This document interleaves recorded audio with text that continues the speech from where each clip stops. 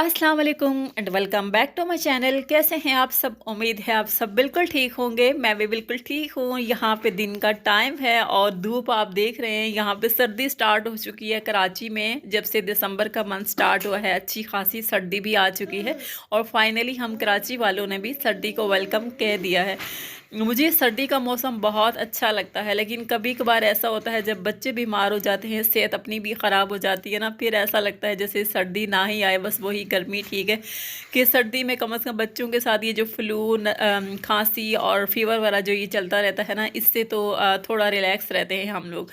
लेकिन अल्हम्दुलिल्लाह कि अल्लाह पाक हमें जिस हाल में रखें, अल्लाह पाक का शुक्र अदा करना चाहिए। अभी यहाँ पे आई थी मैं बाहर और साइमा परी मॉल के सामने यहाँ पे बहुत सारे परिंदे थे। बच्चों ने इतने सारे परिंदे लाइफ में पहली बार देखे, तो उनको देख के ना बहुत खुशी हो रही थी। मैंने हस्बैंड से कहा यहाँ पे थोड़ी देर के लिए आप गाड़ी रोक दें, बच्चे थोड़ी देर के लिए एंजॉय कर लेंगे। बस उन्होंने एंजॉय किया था, उसके बाद हम लोग यहाँ पे आ गए थे।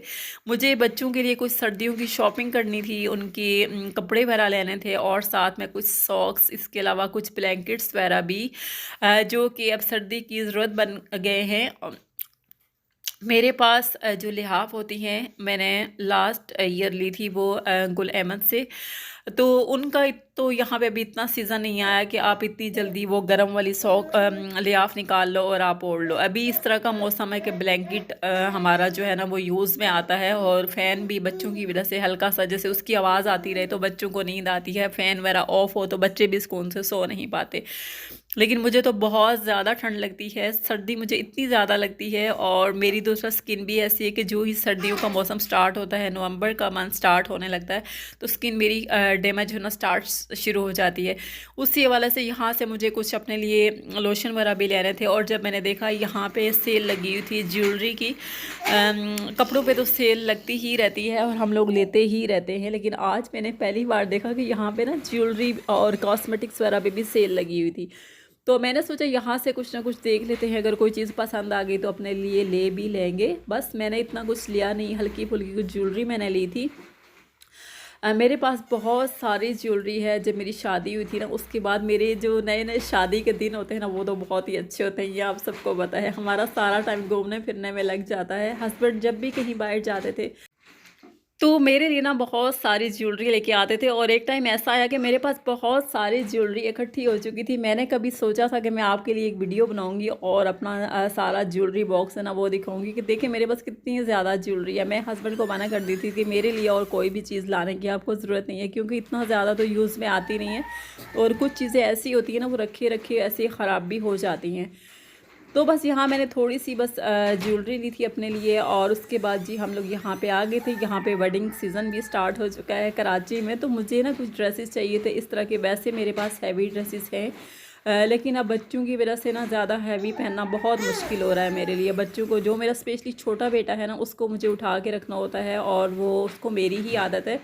ज़्यादा टाइम जो उसका मेरे साथ ही गुजरता है, तो वो अपने पापा के पास ना बहुत कम टाइम के लिए जाता है। तो वलीमे के हिसाब से मुझे हल्का सा एक ड्रेस लेना था, जिस पे हल्की सी थोड़ा सा वर्क भी किया हुआ हो, और जो आसानी से मैं उसको पहन भी सकूं। यहाँ से मैंने एक ड्रेस लिया था और काफ़ी सारा टाइम यही पे गुजर गया। और जब हम लोग बाहर आए ना, जब देखा यहाँ पे रात हो चुकी है, और देखते ही देखते 8:30-9 बजे का टाइम यहाँ पे हो चुका था। फिर जाते हुए हमने क्या किया, हमने सोचा कि चलो यहाँ से बना बनाया हम खाना भी ले लेते हैं, क्योंकि अक्सर ऐसा होता है जब मैं बाहर आती हूँ, हस्बैंड मुझे बाहर लेके आते हैं और मुझे पता होता है कि मुझे बाहर जाना है, तो मैं खाना बना के रख देती हूँ। मैं बाहर जब भी जाती हूँ ना, मैं बहुत ज़्यादा थक जाती हूँ, स्पेशली जब बच्चे आपके साथ हों और आप शॉपिंग भी कर रहे हो, तो उस टाइम आप बहुत ज़्यादा थक जाते हो। और इसी वजह से आज खाना मैंने यहाँ से बना बनाया ही ले लिया। और जब हम लोग यहाँ से निकले ना, बहुत सारा ट्रैफिक यहाँ पे जैम हो चुका था, और मैं यही सोच रही थी कि रात के टाइम यहाँ से बाहर ना ही निकला जाए ना, तो ज़्यादा अच्छा है। उसके बाद जी हम लोग घर पहुँचे थे, खाना हम लोगों ने खा लिया था, और बस फिर क्या सो गए थे। और फिर नेक्स्ट डे यहाँ पे स्टार्ट हो चुका था। सुबह सुबह का टाइम था, यहाँ पे बेटे को स्कूल के लिए छोड़ना था मुझे, और आज उसकी पेरेंट्स मीटिंग भी थी। तो मेरा जाना जो है वो ज़रूरी था, तो मैंने सोचा चलो आज मैं उसके साथ चली जाती हूँ। बेटे को स्कूल में छोड़ के जब वापस घर आई, मौसम मैंने आपको दिखाया यहाँ पे कैसा ठंडा ठंडा सा मौसम हो रहा है और सुबह के टाइम ठंडी ठंडी सी हवा चल रही है। मैंने भी अपने लिए शॉल निकाल ली है, स्वेटर भी निकाल लिया है, सॉक्स भी निकाल लिए हैं और उसके बावजूद मुझे ठंड लग रही है। तो बस आने के साथ ही रूम तो खाली पड़ा हुआ था। मैंने सोचा सबसे पहले जो आज का दिन है ना अपने रूम से ही स्टार्ट करती हूँ। यहाँ सबसे पहले क्लीनिंग के जो काम हैं, बेड वाला समेटना होता है, अपना रूम समेटना होता है, वो कर लेती हूँ। उसके बाद मैं किचन का रुख करती हूँ क्योंकि नाश्ता तो हमारा देर से ही होता है। और जनाब यहाँ पे जब मैं वॉइस ओवर करने बैठी हूँ ना, मेरा छोटे वाला जो बेटा है ना वो आ चुका है। उसको पता चल जाता है मेरी माँ कहाँ पे छुप के बैठी हुई है और वॉइस ओवर करने में लगी हुई है। बस फ़ौरन से आके ना अपनी आवाज़ें निकालना वो शुरू कर देता है।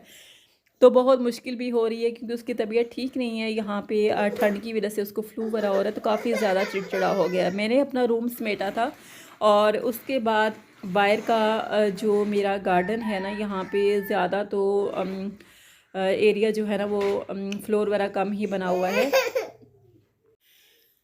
तो मट्टी बहुत ज़्यादा यहाँ पे आ गई थी। सबसे पहले मैंने अपनी गैलरी जो बैक साइड पे जाती है वहाँ से मैंने सारी क्लीनिंग की। उसके बाद बस एक लंबा सा पाइप मैंने रखा हुआ है, एक बार उसको लगाओ और सारे फर्श पे पानी डाल दो और उसके बाद वाइपर लगा दो। बस इसी तरह से बाहर की गार्डन की जो क्लीनिंग है ना वो हो जाती है और इसी में मुझे आसानी भी लगती है। कभी कभार ऐसा होता है जब ऑटम सीज़न स्टार्ट होता है तो पत्ते बहुत ज़्यादा गार्डन में आ जाते हैं। उस वक्त ऐसा होता है पहले आपको झाड़ू भी लगाना पड़ता है, सारा गार्डन आपको साफ़ करना पड़ता है, उसके बाद फिर आपको फ़र्श की धुलाई करनी होती है। लेकिन आज ऐसा बिल्कुल भी नहीं था। बस मैंने एक ही बार पाइप लगाया था और इस तरह करके ना सारा गार्डन मैंने नीट एंड क्लीन कर दिया था। गार्डन हमेशा मेरी कोशिश होती है जब मैं घर की यहाँ से क्लीनिंग करूँ ना तो बाहर का सबसे पहले कर लूँ, क्योंकि बाहर की जो मिट्टी होती है बाहर से जब कभी कभार फिर कोई अचानक आ जाए ना वो सारी मिट्टी फिर आ जाती है। तो इसीलिए यहाँ का काम मैंने बाद में किया। उसके बाद जी शाम का टाइम हो चुका था और मैंने आपको बताया था ना मेरे बेटे का एक्सीडेंट हुआ है, तो उसका जो टीथ प्रॉब्लम था ना वो थोड़ा ब्लड वगैरह आ रहा था। तो डॉक्टर ने बताया था इसको थोड़ी सी आइसक्रीम खिला दी जाए तो ये ब्लड वगैरह जो है वो रुक जाएगा। तो ये हस्बैंड ऑफिस से आते हुए आइसक्रीम लेके आए थे, बच्चों ने ये आइसक्रीम एंजॉय की थी और साथ में मैंने भी। इवन के इनके गले भी ख़राब हैं लेकिन उसके बावजूद भी अपने हरकतों से अपने कामों से ना हमें बाज नहीं आना। बस बच्चों के साथ यहाँ पे थोड़ा सा टाइम स्पेंड किया था। उसके बाद रात के खाने का जो टाइम होता है ना, मेरी कोशिश ये होती है शाम का जो टाइम होता है असर और मगरिब के दरमियान का टाइम, उस टाइम में मेरा जो सालन होता है ना वो मैं बना देती हूँ। और आज 2 सालन मैं बना रही हूँ। एक मैंने चने बनाए थे और साथ में मेरे पास शलजम थे, मैंने उनको बॉईल किया था और थोड़ा सा निकाल के मैंने अपने लिए बना लिए थे, क्योंकि मेरे हस्बैंड को ना शलजम बिल्कुल भी पसंद नहीं है। चाहे आप शलजम गोश्त बना लो, चाहे आप सिंपल पत्तों वाले जो शलजम होते हैं वो बना लो, उनको नहीं खाने। बस मैंने वो अपने लिए ही बनाए थे। और इसी तरह से जी हमारा यहाँ पे डिनर रेडी हो चुका था। और यहीं पे आज का जो व्लॉग है उसका एंड भी करूँगी। दुआओं में याद रखिएगा। और सर्दी यहाँ पे आ चुकी है, कराची में है आप या कहीं पे भी हैं, अपने बच्चों का बहुत सारा रखिए ख्याल। मिलते हैं नेक्स्ट वीडियो में, तब तक